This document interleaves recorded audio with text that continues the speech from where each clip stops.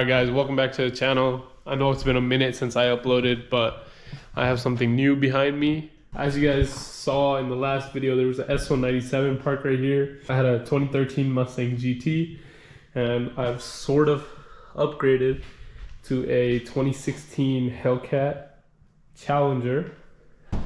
It's a manual transmission, as you can see.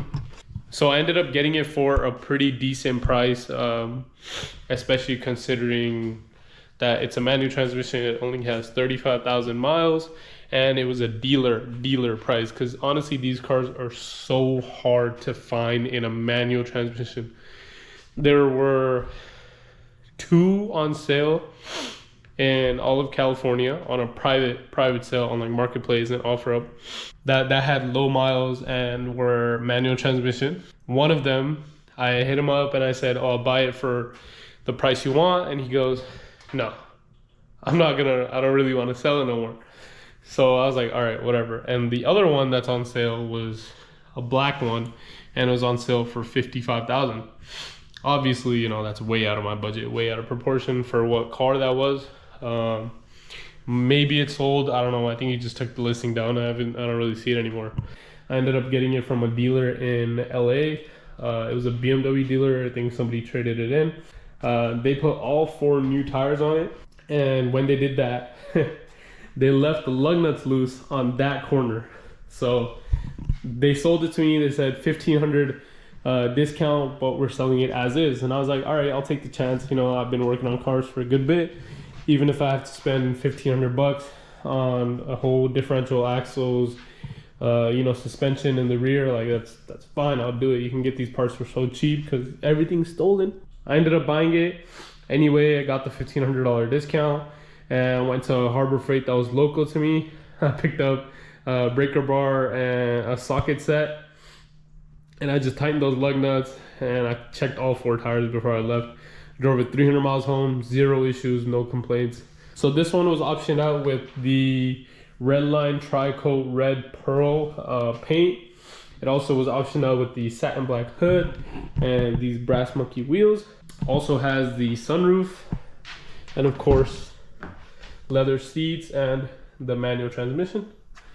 I believe those are really the only like actual options that were on this car. It also has the Harman Kardon sound system, and of course the screen and all that stuff. Let's pop the hood here, show off the engine bay. There is the 6.2 liter supercharged V8 that these come with. Stock airbox, stock everything. I have ordered a LMI cold air intake for it, and then I'm gonna do a coolant flush and an oil change real soon, because that coolant looks really dirty. Otherwise everything else is completely stock. So the previous owner, what he did was he tinted the side markers and then also tinted the rear tail lights, and then got like actual window tint. But I think that's the only modifications I see on the vehicle as far. The previous owner kept it pretty stock, which is good because you kind of, you know, gives you a sense of that they actually didn't really beat on it that much, even though, you know, it's a 700 horsepower stock vehicle. Obviously, you know, it's a Hellcat, people do beat on it, but I'm hoping that I got not a too badly beaten on one. I'm gonna set you guys up here and we're gonna go for a drive and give a little review, get it fired up.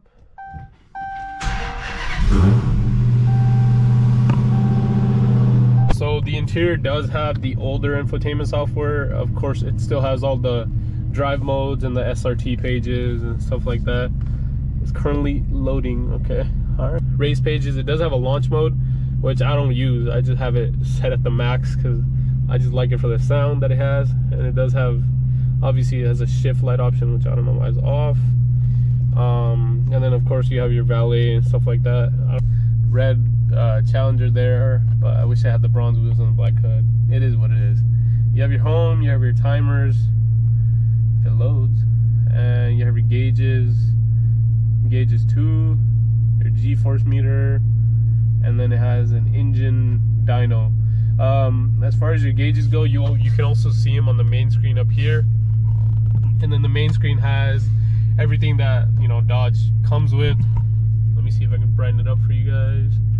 There it is. So it has the 200-mile-an-hour speedometer, and then it has the red gauges and the 7-inch screen in the middle with all your vehicle info and stuff like that. And then it has a little sunglasses shade holder thing, and then of course your visor and a little extender on the visor. It has the 6-speed manual transmission with this really weird angled, you know, shifter that it has, but I'll also be getting a new short shifter soon. That's 4th. Yeah, of course you have your launch SRT button, and then the back. The newer ones did change, but they're pretty much the same as far as these buttons go. Your steering wheel controls, you have your regular ones here, and then your cruise control, and then behind the steering wheel you have these buttons that are for skip, and then your volume buttons on this side. Because it's a 2-door coupe, you don't have you know, you don't have a lot of room in the back seats, but still you can comfortably fit 4 people super easily.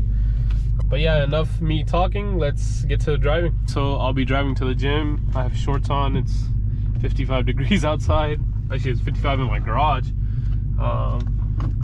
Release the e-brake there, which if you come from a normal car that has a manual transmission, you know it'll have a manual e-brake, but this one has the little foot pedal at the bottom, which is super weird and hard to get used to at first.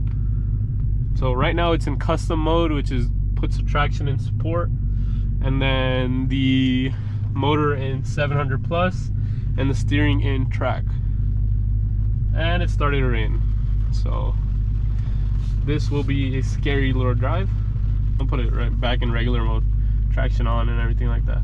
But for you guys, I'll still do a little 1-2 shift. I haven't actually had a chance to test out the wipers yet, so this will be perfect. There you go, it works.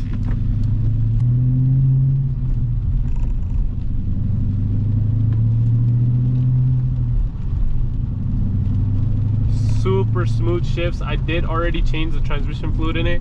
I put new Mobil 1 synthetic ATF, which is what's recommended from the forums that I read. They all recommend a bunch of different stuff, but the main one that I saw was Mobil 1 synthetic ATF. So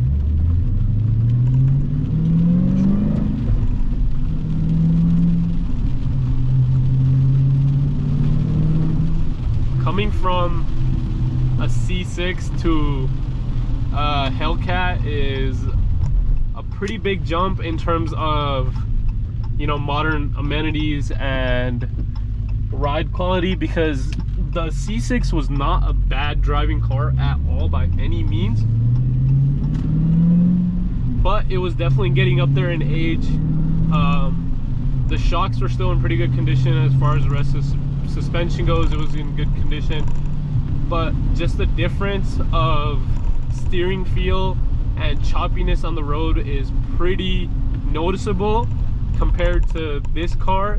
The C6 was a much better handling vehicle, just because, you know, it's a Corvette. You have the transmission in the rear, 50-50 weight split, and it's super easy to drive, super fun to drive. Not that this car is not fun to drive at all. What the hell is this? No, hell no. Hit it. No. Hey, 275. 270.